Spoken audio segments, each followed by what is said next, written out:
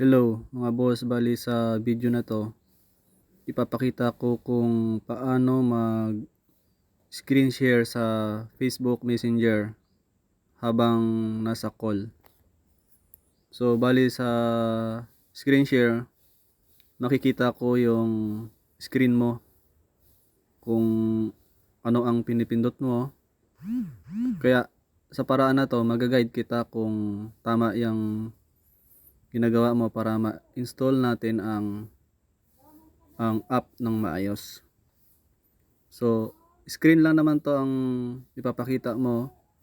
Hindi ko makokontrol tong cellphone mo. Bali, parang naka-view lang siya. So, let's start na nga, boss. Hello, ganito yung gagawin natin sa share your screen.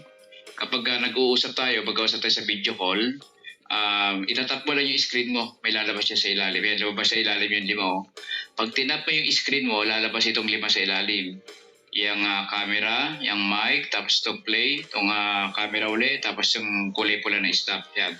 Pag tinap mo yung screen, lalabas yung 5 na yan. So, ang i-click mo dyan yung pangatlo o yung gitna. Yung pangatlo o yung gitna, i-click mo. Tapos, pag-click mo yan, lalabas yung share sa ilalim, start sharing.